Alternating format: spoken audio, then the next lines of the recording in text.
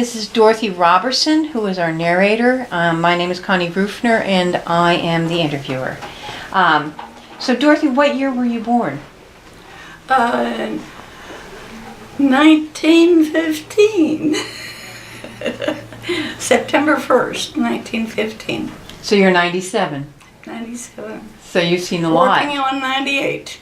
So you were born in 1915, so you've seen a lot of things.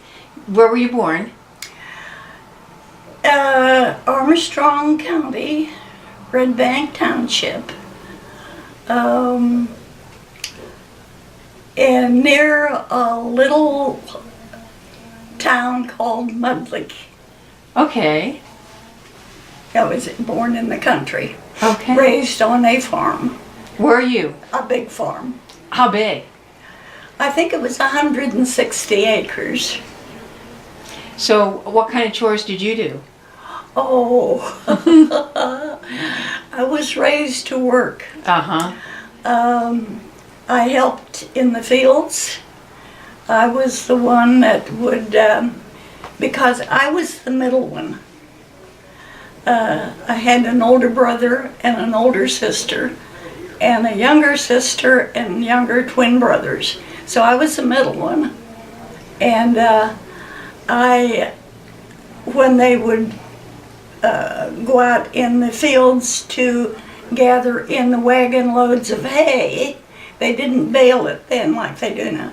They just pitched the loose hay up on the wagon, and then I would tramp it down and place it where it should be. Oh. And that was okay, except once in a while there'd be a snake come up in that. Oh, and I hate snakes. What would you do? But, I'd start screaming. My dad would climb the wagon and find the snake. And I milked. Uh-huh. We had a large dairy farm. And I was telling someone not long ago, Sunday afternoon is when the country people at that time would go visiting. Uh-huh. And my mother and dad would gather up the kids and go visiting somebody else, other country people or relatives. I hated that.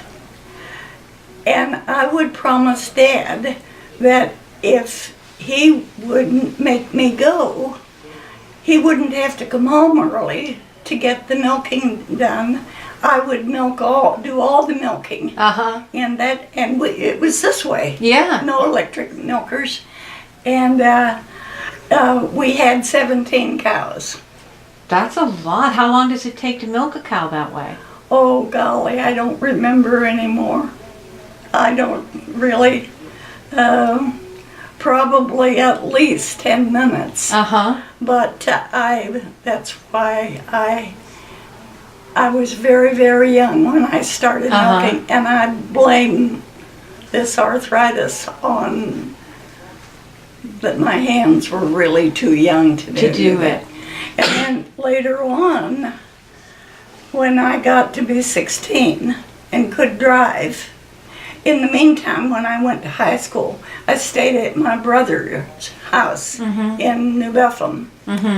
But when I got to be 16, Dad brought me to Katanning to take my driver's license. I remember where it was, down on Water Street. And I would milk the cows in the morning. Her dad would help. And then put the milk in the big 5-gallon cans, and I'd take it into town to the dairy store. We sold it there. Then I'd go to school, high school, and at night, then I'd bring the cans home, and that's. Wow. So I was a busy gal. You were. You were. And then I helped Mother in the house too. Now, is that the same dairy that used to be up in Wick City? Is that the same dairy that used to be up in Wick City?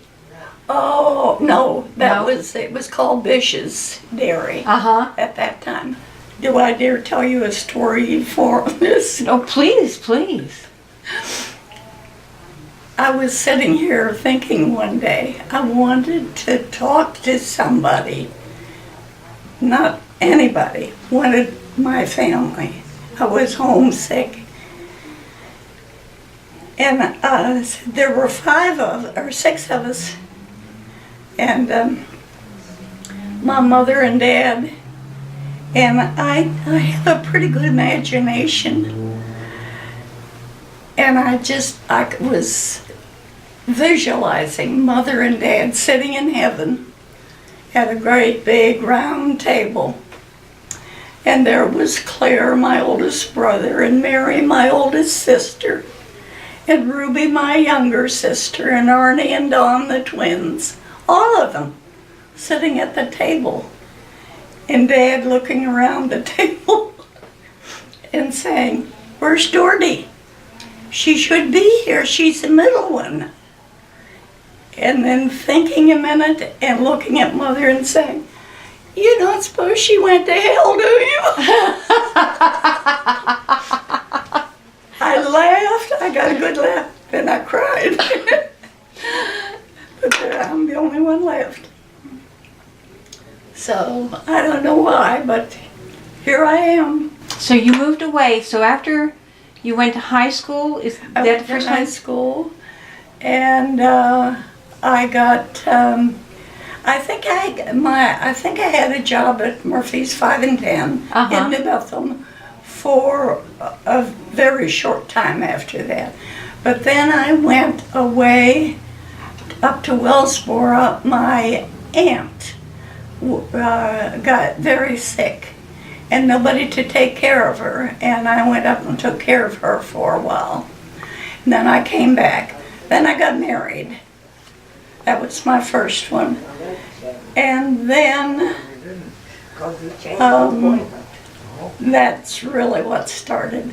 I had 2 sons to this first marriage, but we moved from just Sharon, Latrobe, West Virginia, Clarksburg, Shinston. We were just constantly moving.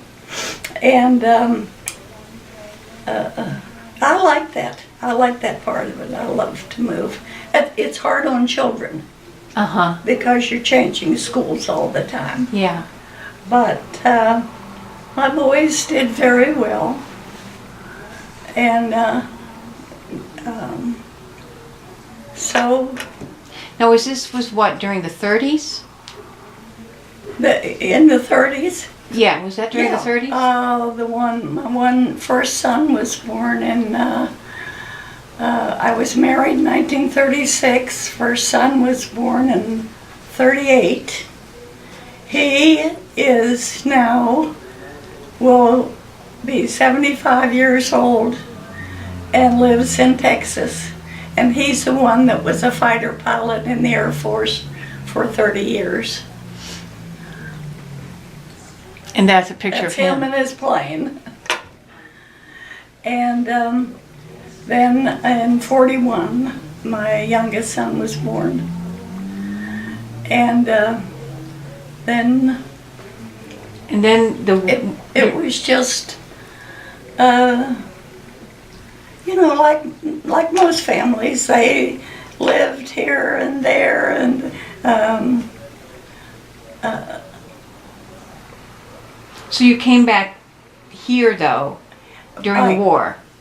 During the war, I came back here. I lived up, and I forget what street you call it. It's up above where the YMCA is now. Oh, yeah. The new YMCA. I'm up in that area. I know where you mean. I lived there because of my 2 sisters living there. And then when my husband came home, we resumed his affiliation with G.C. Murphy. And we kept moving. And then until my boys both graduated. I did, when the oldest son graduated from high school, my husband and I got a divorce. Uh-huh. And then I went it alone. I moved to Morgantown because he started in the university. Oh. And I got a job at the university. I was secretary to the dean of engineering, and also for the dean of dentistry. And then I quit the university and went to the big Wesley Church and was secretary to 4 preachers and a membership of 4,000 people. Oh, my heavens. My heavens. That was quite, and from there I got the chance to go to Washington, D.C., and I went there. So so let's talk about being here during the war. Yeah. So you were a young mother and your kids weren't very old. No. Gary started to school. Up at there was a school right down the street from me. Mm-hmm. And he started first grade there. So he was 6. So Denny would be about 4. So did you get by on your husband's military pay? Mm-hmm. I did. No, not alone. Uh-huh. In the house that I rented, I made the boys and I used that there was 1 bedroom downstairs, and it was a large bedroom. Like I said, they were 4 and 6. Uh-huh. And I slept in the living room, Uh-huh. and I rented out the upstairs to 2 girls. Oh, so that's how you got by. Yeah, that's how I got by. So where was your husband, where was he assigned? This is strange. He was the World War II, you wouldn't expect, but he was with the cryptographic Uh-huh. division. Right. He was assigned to that. And he was in China. No kidding. Because China. I remember when he stopped in India, Uh-huh. I still have 2 little leather suitcases he brought from India. On the way back, he stopped in India and went to see the Taj Mahal and that on the way. But he was in China the whole time, the war that he was in the cryptographic division. Did you get to hear from him very often? Did he write letters to you? Oh, yes. It got censored. Uh-huh. Always censored letters. Yes. And of course, he never got home. Right. And I cannot remember when he went in. I know I had to move by myself from, we lived in Washington, VA. Mm-hmm. Moved from Washington here. And then when he was discharged, I was still here. Mm-hmm. And then we went back to Washington and started all over again. Moved from there to Indiana and all over again. I love to move. Yeah, it sounds like. I love to pack up in boxes. I love to unpack. So you rented out a house, Yeah. and your husband was in Yes. China. How long was he there? Well, that's what I'm trying to remember, how long he was in. I had a car. I had our car. Uh-huh. I think he went in 1944. And, right now, You don't remember when he it got was back? a couple of years. A couple of years. A couple of years. Around that time. Hmm. So do you remember rationing? Did you have to? Oh, yes. So, Yeah, never had enough butter or sugar or anything. Yes. And, could you get things from your family on the farm? oh, yes. Yes. And I was close enough here I could, but then while we were there, my dad sold the farm and moved into New Bethel. Oh. There. Because he was getting up in years and Right. he was not well. Right. And he sold, so I would go up and help them out too. I didn't get a job because boys were too Too little. young, yeah. Right. So, but I got by all right. I wouldn't want to go through it again. Yeah. Yeah. No. Did you worry about your husband all the time? Oh, yes. Oh, yes. But I knew it was kind of like the Secret Service. Uh-huh. It was because so I knew he was safer than most people. Like my son, when he went, he fighter pilot in Vietnam. Right. Very dangerous. Then I really worried because by that time he had graduated from the university and went straight into the Air Force. And he, in Vietnam and then in Korea, he was sent both. But thank God he didn't. But my second son died here about, I was living in Worthington. That's when I came back, and he was separated from his wife, and he came home to live with Mom. Mm-hmm. And he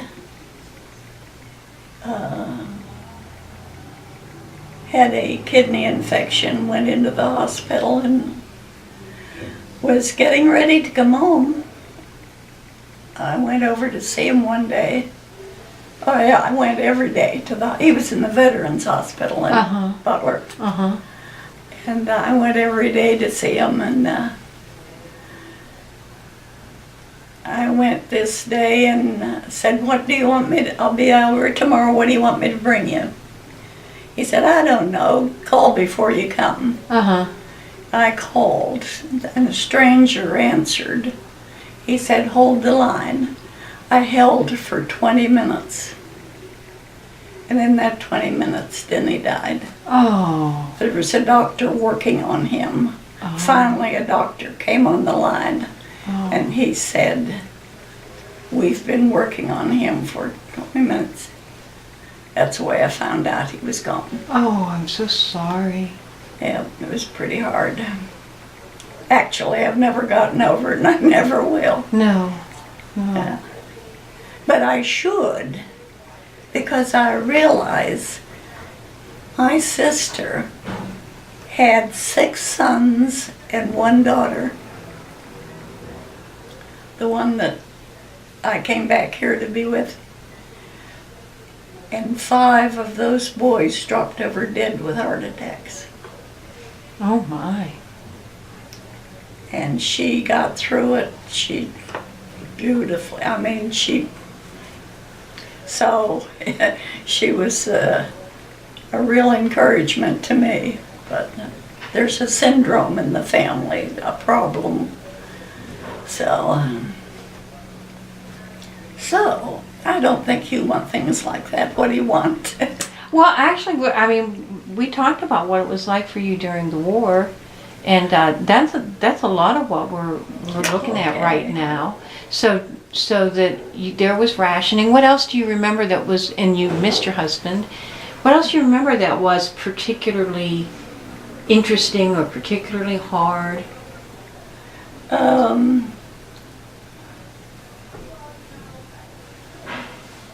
You know, I really, other than gas, it was cheap, but it was still hard to get. And like I said, I didn't have a car to run. But how scarce everything was, and when you consider today the toys and the things that the young people have, it just doesn't seem possible. So, Well, did you ever think we would lose the war? Did you ever think that might happen? to war, The war, did you ever think we might lose?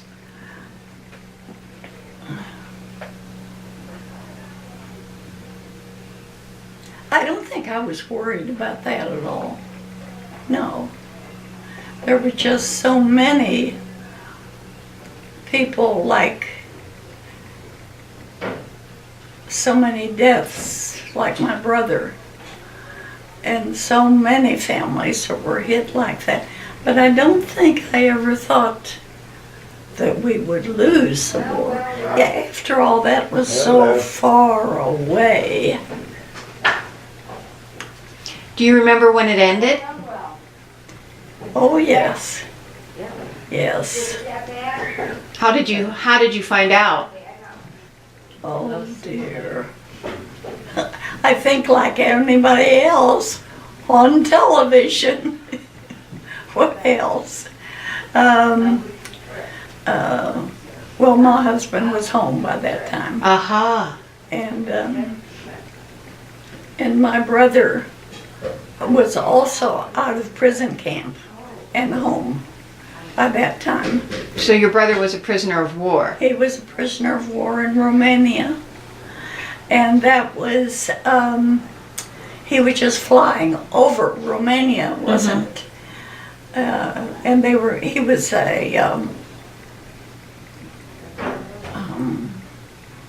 on a big bomber. He was a gunner and on a big bomber. And they were shot down. He parachuted down. Several of the fellows were killed. But he was unconscious. He said when he got awake, his head was laying in the lap of a Romanian officer on the ground. But they put him in, and he almost lost a leg because he got an infection in his leg. And when they finally let them come home, and he came, I remember him coming home even more so than my husband because we were afraid he wouldn't come home. Yeah. And yeah. Did you meet him at the train? Is that how he came home? No, because I wasn't here. I took him to the train. I remember taking him to Pittsburgh, to the train station, a couple of times that he had to go somewhere. But I didn't meet him. I wasn't living here at the time when he came home to Mother and Dad's. Do you remember when President Roosevelt died? Yes. Yes. Were you surprised? I don't think so. I don't think so. You know, he really wasn't a well man. He was, I don't know. I liked him. I think he was a good president. Even though I was a Republican, he was a Democrat. But I don't think I was surprised, no. You said one of your brothers died in the war? What happened? What happened? Oh, I'll show you.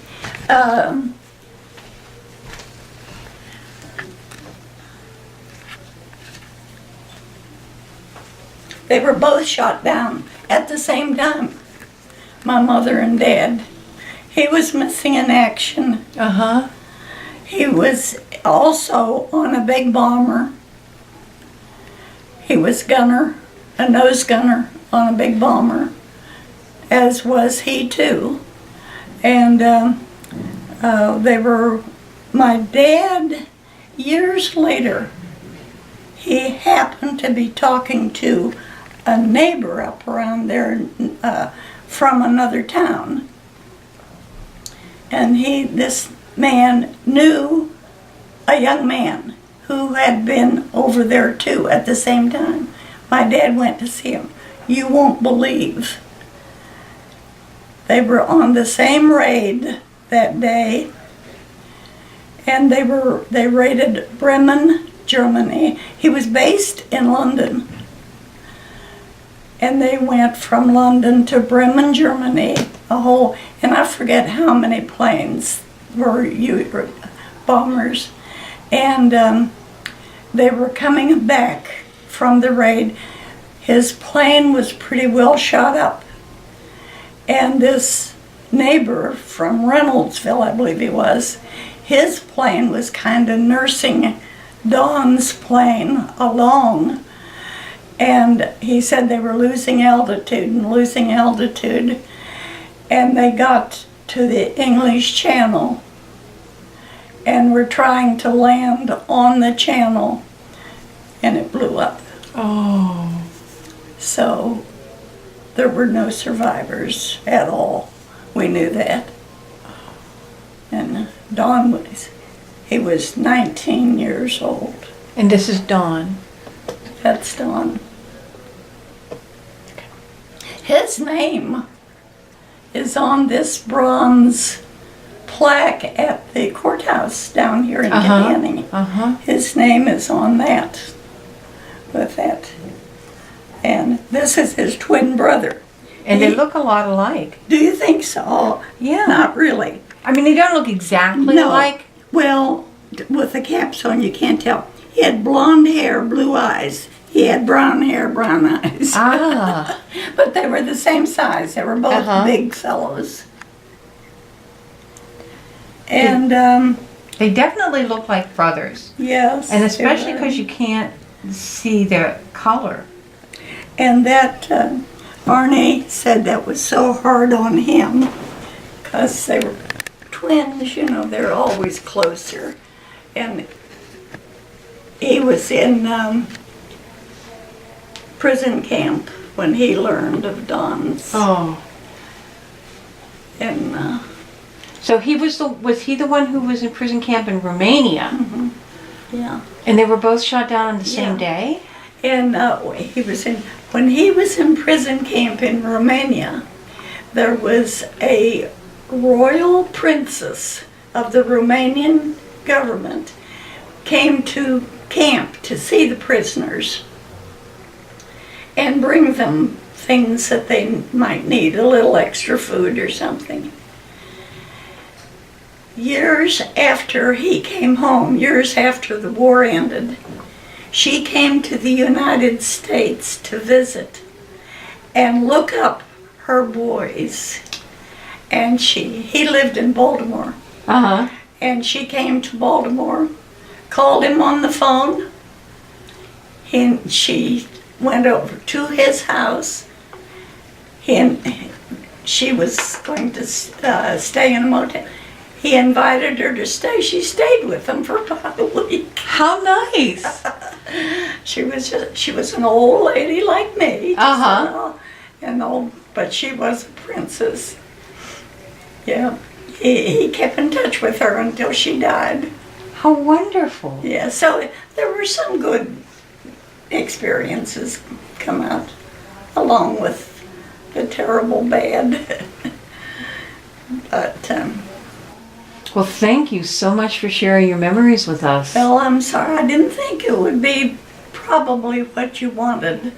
But it was what we wanted. Wanted. Yeah. Okay. This is just what we're doing. And thank you so much.